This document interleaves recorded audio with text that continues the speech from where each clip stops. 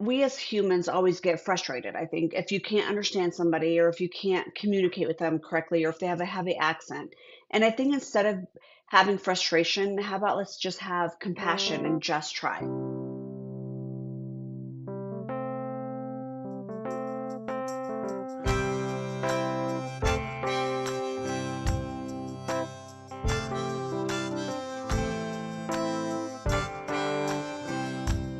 Welcome to Talking About Kids. I am your host, R. Bradley Snyder, researcher, activist, and author of The 5 Simple Truths of Raising Kids. Maria Gallucci is a CODA, which stands for a child of deaf adults. As she chronicles in her new book, Raised in Silence, Lessons on Listening, Love, and Loud Family Dinners from a Child of Deaf Adults. Being raised by 2 deaf parents, learning American Sign Language as her primary language, and, while still a child, helping her parents navigate the hearing world was often challenging for Maria. However, as she and I discuss, being a CODA also increased Maria's capacity to empathize and to communicate and truly connect with others, skills she uses as a parent and as a professional, and skills she hopes to foster in others through her work and this book. Talking About Kids is sponsored in part by the Arizona Department of Health Services Must Stop Bullying campaign through its Title V Maternal and Child Health Program. For more information, go to muststopbullying.org. If Maria's story helps you connect with others, it might do the same for somebody else. So please like this episode and share the Talking About Kids podcast with your friends and colleagues. And now the interview. I wanted to write the book to give a special shout out to the deaf and hard of hearing community that raised me. And so I think that I wanted readers to know the background of that everyone communicates differently. And that's why I wrote the book. And the book you're talking about is called Raised in Silence, Lessons on Listening, Love, and Loud Family Dinners from a Child of Deaf Adults. And right off the bat, Maria, there's some phrases and acronyms that we're going to be using a lot in this discussion. So maybe you can help define them for the listeners. And let's start with the difference between deaf with a small d and deaf with a capital D. So when you are referring to the deaf and hard of hearing community, it's the cat the big D. And then when you are referring to deaf culture, you can actually use Got it. the small D, yeah. And then you also use the acronym CODA quite a bit. What does CODA stand for? So CODA is Child of Deaf Adults. And so that's CODA. And then there's also the other CODA, which is KODA, which is Kids of Deaf Adults. And is there a faction there? You use the C. Is there is it okay, or can it be used interchangeably? It can be used, yeah, it can be used either way. I've always used the C for CODA, but you can use it either way. And without giving too much of the plot of your book away, can you kind of describe your family dynamic growing up? So to me, what it felt like growing up with deaf parents is it was normal for me because it was my Right. normal because my parents were things. So it was just my whole world. So my first language was ASL, which is American Sign Language. So our home was filled with visual expressive communication. And so we always had to look at each other while we were talking. And still to this day, I can't talk to anybody if they're wearing sunglasses because I have to see their expression. I have to see like their tone, but in their way, the tone of voice. And as I got older, I realized how unique it actually was. I believe that I became like the bridge for my parents and the hearing community because I like bridged the communication gaps. Yeah, and that the role of the child being the translator Hmm. for adults is something that we hear a lot in different cultures, especially children of first generation Americans. That happens to them, and that creates a very interesting relationship, not only between the child and their parents, but really between the child and the world around them.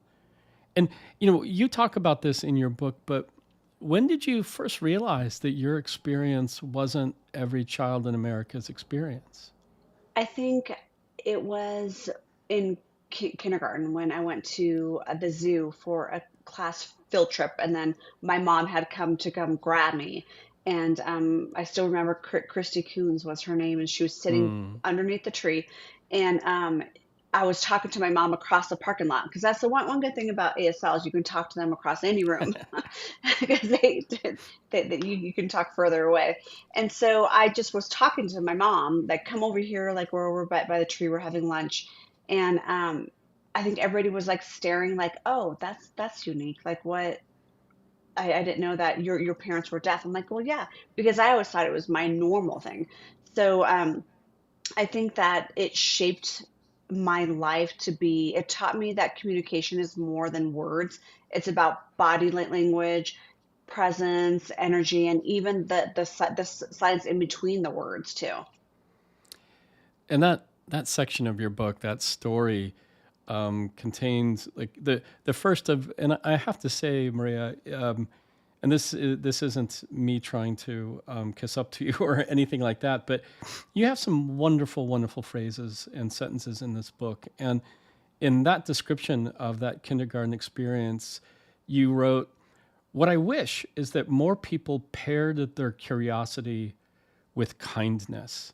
Hmm. So if I'm reading correctly, one of your thought is, it's okay to recognize that these individuals are different, but it's in how you as the observer explore that difference and express that curiosity. Do I have that right? And what recommendations do you have? Yeah, no, 100%. I feel like everybody is different in their own way. And I feel like we as we as humans always get frustrated. I think if you can't understand somebody or if you can't communicate with them correctly or if they have a heavy accent.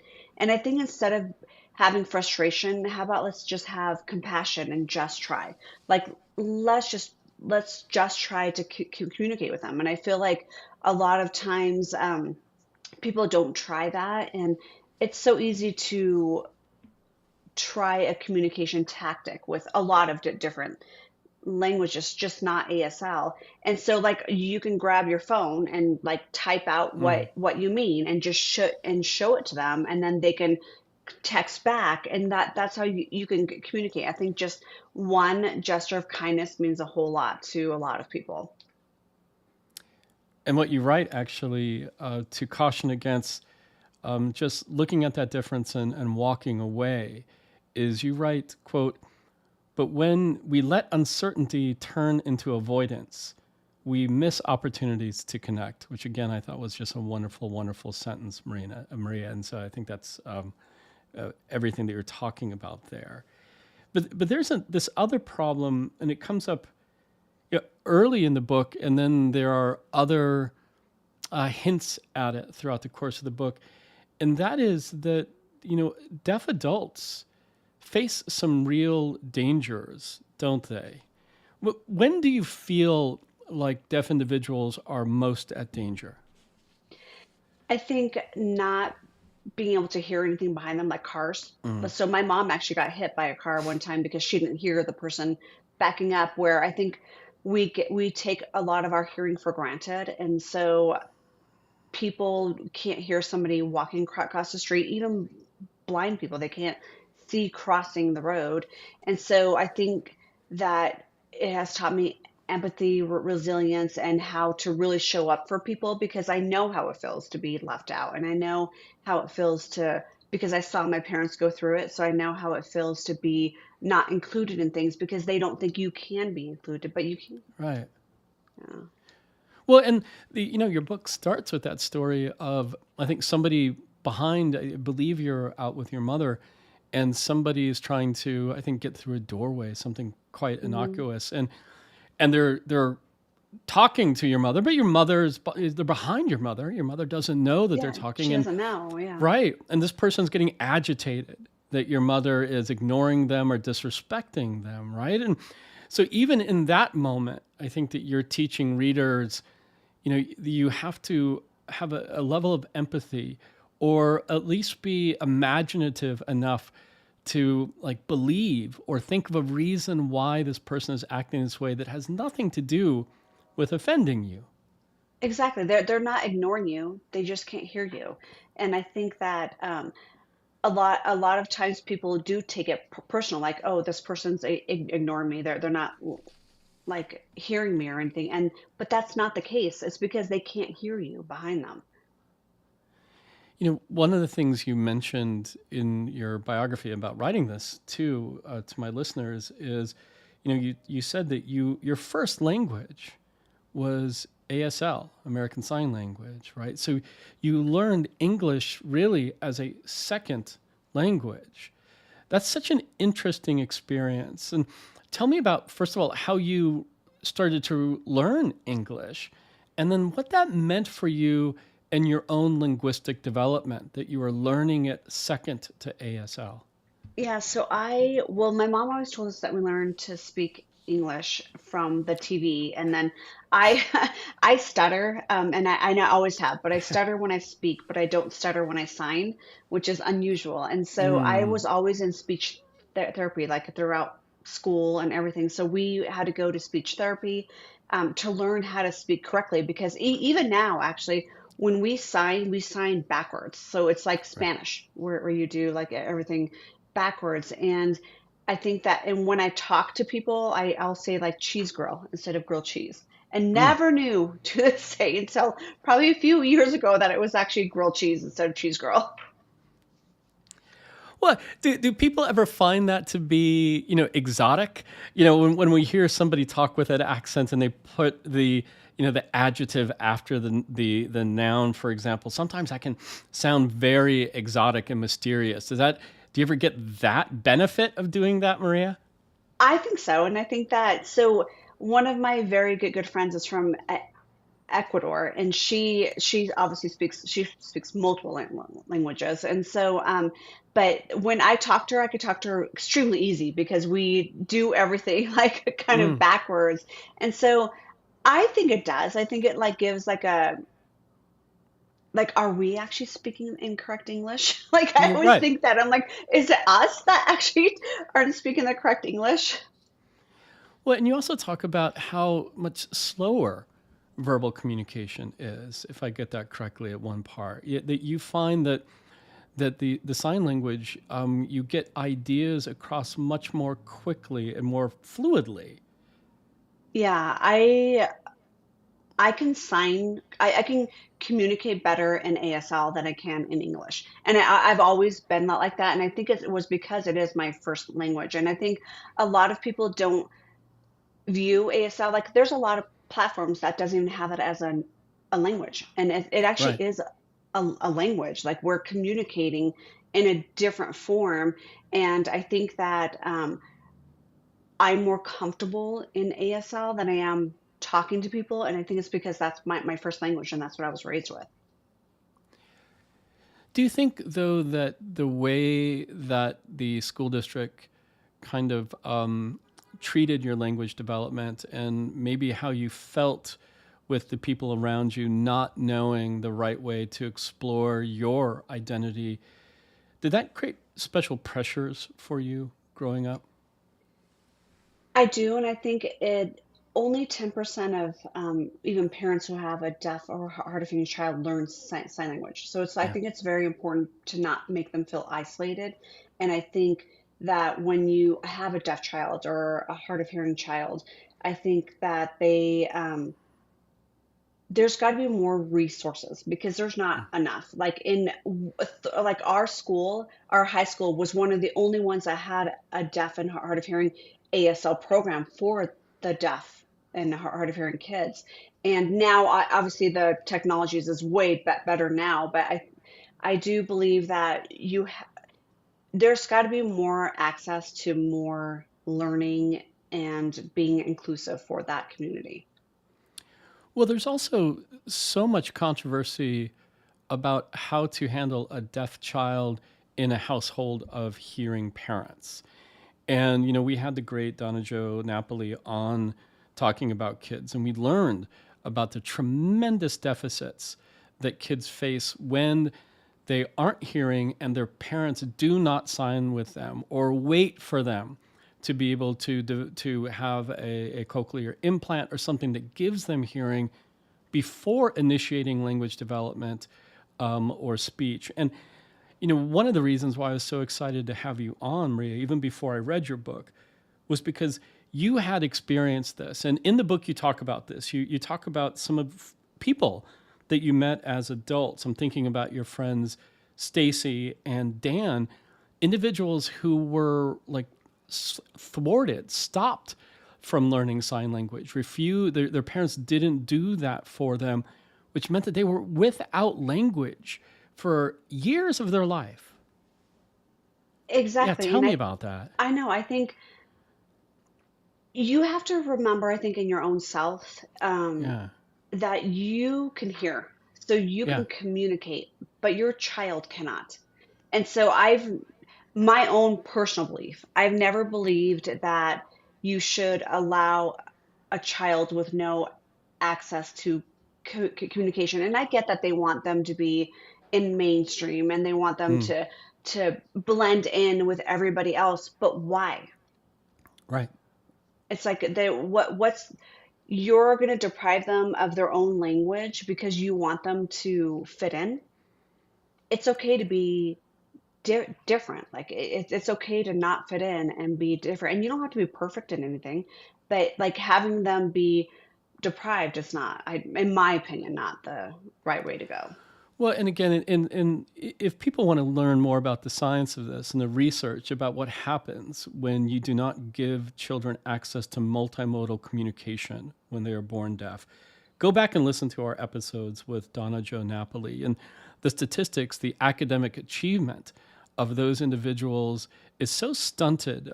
So I would really encourage you to go back and listen to that. But you have a very different experience with this because when you were raising your own children and now grandchildren, I mean, you let it out in the book, so we're going to talk about grandchildren too.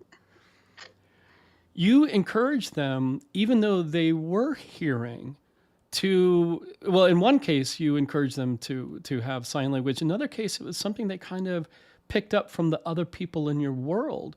And what do you think that meant to them? And what did it mean to their relationships and, to their own growth?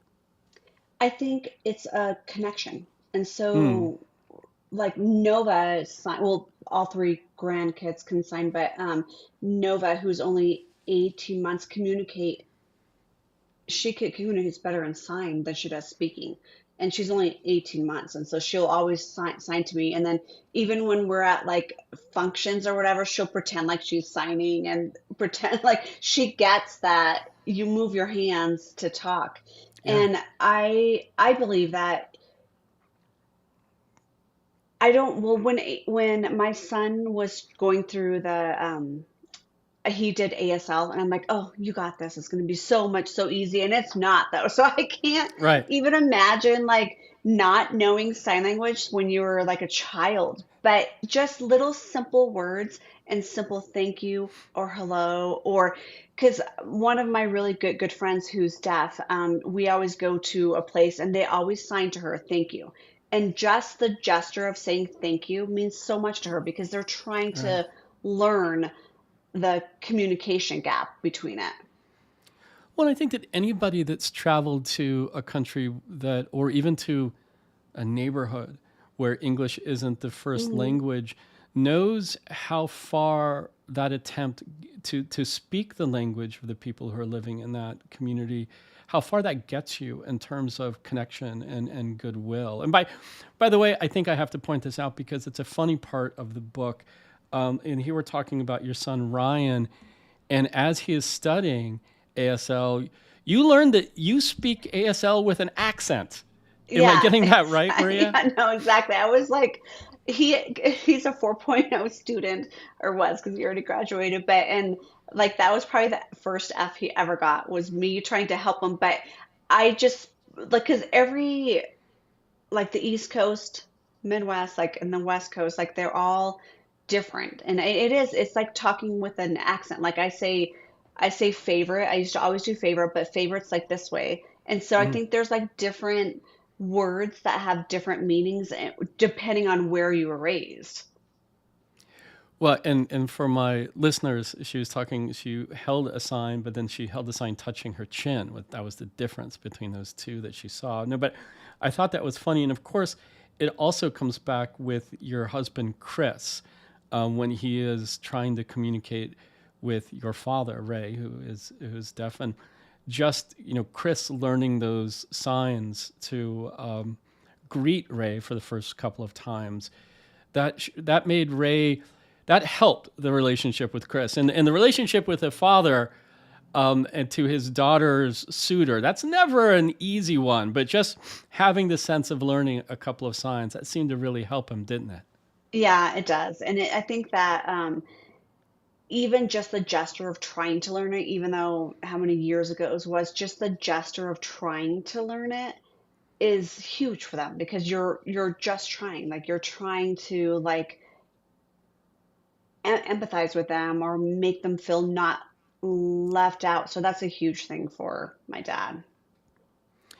One of the other things, and you're very forthright about this in your book, is that at some point, your son comes out as gay, and so again, we're talking about Ryan here, and one of the things, the connections that you make, because your book not only includes the story of Ray, but it includes the story of a child of a friend of yours who is trans, and how the how your experience was shaped by the fact that you had always grown up around people and even feeling or recognizing that there are differences Hmm. among us, right?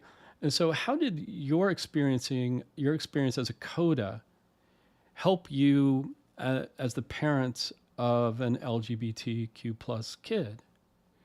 I think that it taught me empathy and resilience. And I Yeah. always saw my parents get left out. And then I always thought to myself, I will never make a human being feel that way. And so I think when he had come out, I was completely fucking like that. Well, first of all, your child's your child. I don't care what they are, trans, gay, LGBTQ, like anything. Right. Like, it's still like your own child, and they're still a human being, and they still have feelings. So I always think that you always have to remember how you made them feel. And I think that being supportive is huge for a lot of people. And I think that a lot of people don't realize just any act of meanness or kindness, like, that goes a long way with somebody, especially with their mental health.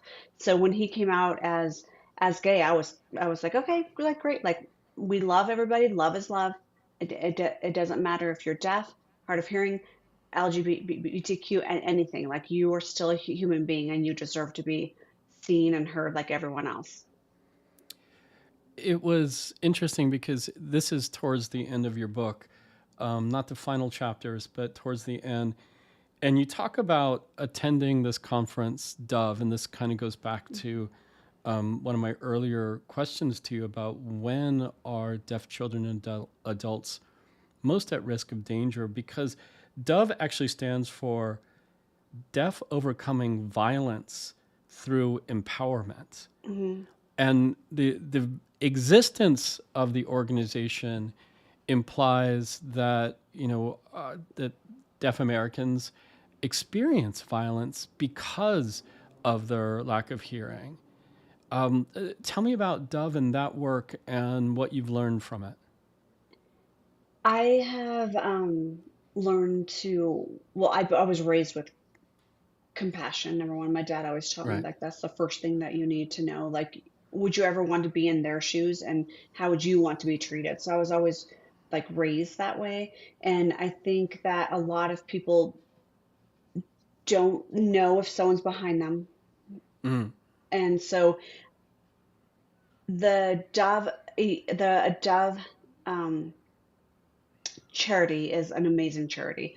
And I think that people do get like, um, not punished. I don't want to say that word, but do get abused. I feel like more because they can't hear and they feel like Mm. they don't have a voice. And I feel like Dove gives people a chance to have a voice for their own self. So we always support them into, we'll get you into a home or we'll get you to anything to where you're safe. Where a lot of people, I feel like they don't think that they're safe because they don't feel like they have an outlet.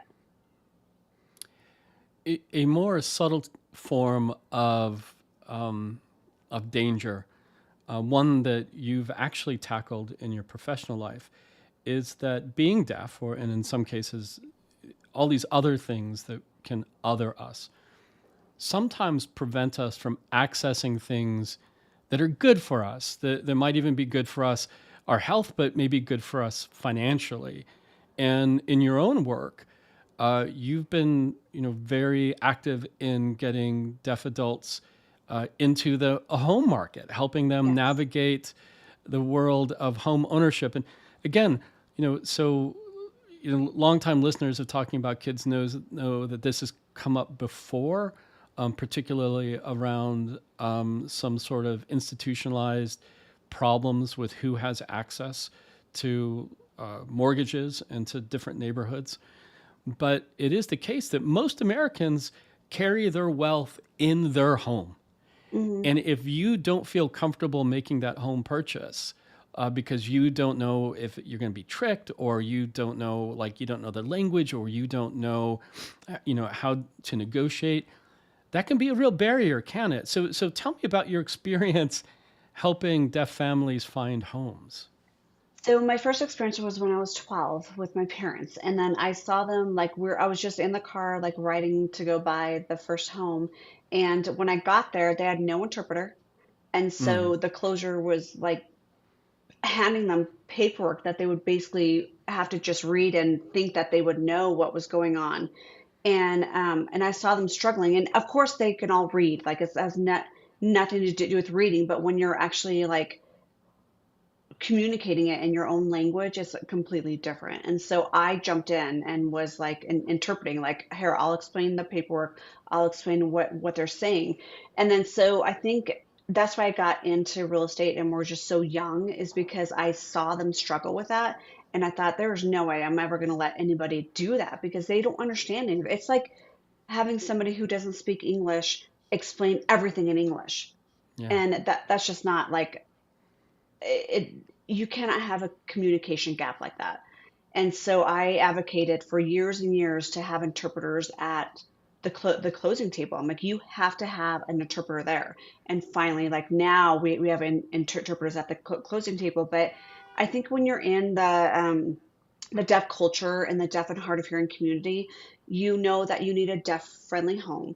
You know their culture, so you know about that. And I've had clients say to me, like, this is so different from the first experience because I'm fluent in ASL. And so I'm able to explain everything or explain the house. And so they just feel more of a connection, I feel like, with somebody who actually does speak their language. Which, of course, makes total sense because, by the way, as somebody who speaks English, the language that the closing documents are written in, it doesn't mean I understand the closing. I Exactly. need Yeah. somebody to explain it to me sometimes, right? And I'm a relatively bright guy, but there are things where I have questions, so you can only imagine that anybody would, right? Right. And you can't ask you, I mean, you can write the question and write it back and forth, but to actually truly be able to buy something that's already stressful for them in the first place, because buying a home, everyone knows it's like the most stressful process of anything. And I think to have somebody who actually communicates your own language and knows about the culture, because the culture is completely different as well. I think it makes a huge difference, and it makes them feel accepted and valued. Your book, Raised in Silence, is also partially written like a workbook. So after each of your sections, you have reflections. Mhm. You also have throughout some tips. And I want everybody to buy the book. But are there some tips that you can share with listeners right now for making spaces more friendly, in particular to deaf children? I think letting them know that I see you matters. Mm. Like, I hear you and I see you and I know, and I will try my best to make you feel comfortable and heard and seen. And again, like, so you've said that one of the ways to do that is to, you know, learn a few signs, Mhm. or at least show that you're making that effort.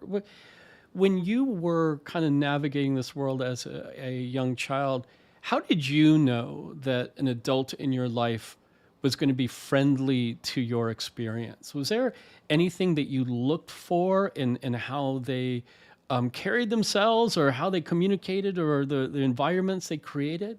Yeah, I feel like body language is like huge, like expressions and body language. And so I can tell when somebody was being compassionate or has empathy when they come up to us and like, hey, Mm. do you need help? Like, what do you need? And I think the simplest but most powerful thing is just to slow down and be fully present. Like, make contact, like I see you.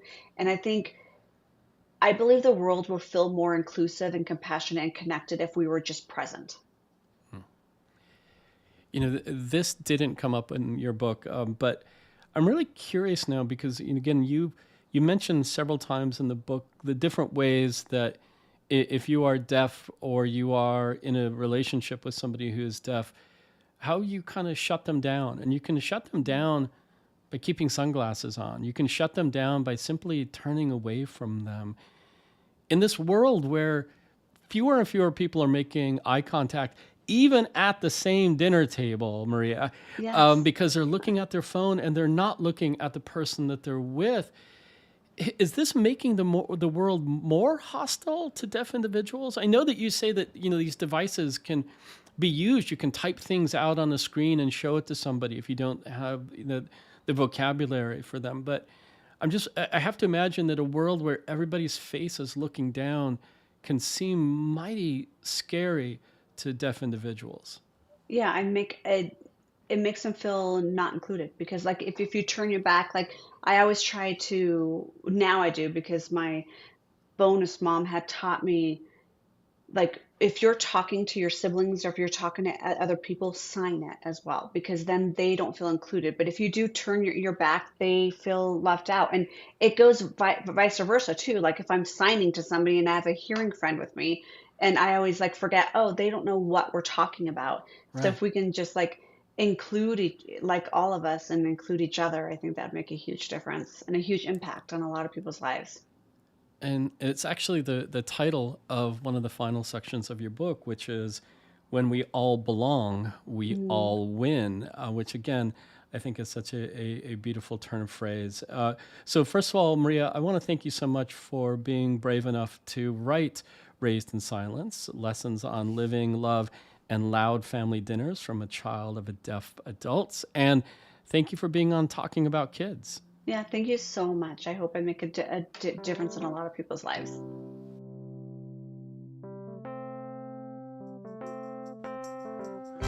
That was Maria Gallucci.